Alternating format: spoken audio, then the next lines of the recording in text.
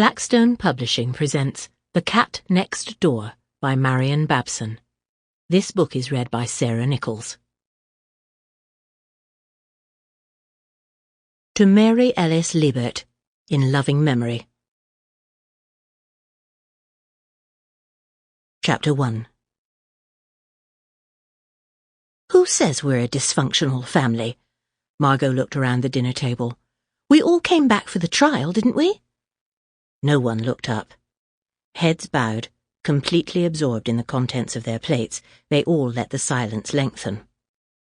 I'm still not sure that was such a good idea. Aunt Emmeline met her eyes briefly in the dead-level stare that had quelled 1,000 boisterous schoolgirls. Everyone gathering, that is. It could look valedictory. Not at all. Showing solidarity, that's what it is. The words seemed to be wrenched from Cousin Henry, almost against his will. He appeared to regret them immediately, darting a quick, guilty look at Aunt Millicent. But Millicent Morton was serenely oblivious.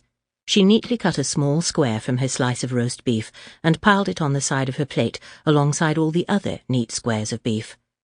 Occasionally, very occasionally, she actually ate one, but not very often, and not very many. No one might have spoken. No one else might have been sitting at the table with her. A book waited, face down, beside her plate, and her hand hovered over it sporadically before she seemed to recall the proprieties and withdrew it. Her gaze lingered wistfully on the print of the back cover, which detailed the delights awaiting within. It was clear that all she wanted to do was to escape with her book and continue reading. Henry had incautiously neglected to return his attention to his plate immediately. Margot caught his eye and lifted her eyebrows at him. He lifted his shoulders in reply. In fuller explanation, he also lifted his hands briefly, palms upward, before returning his full attention to his plate. The moment of communication was over. Margot glanced around the table again.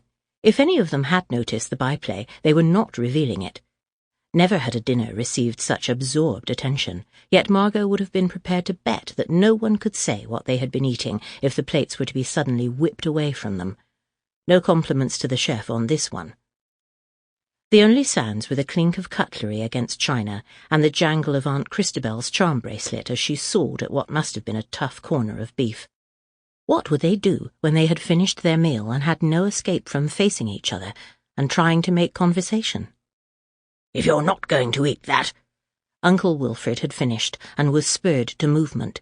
He leaned over and speared a forkful of neglected meat from his Sample complete. Ready to continue?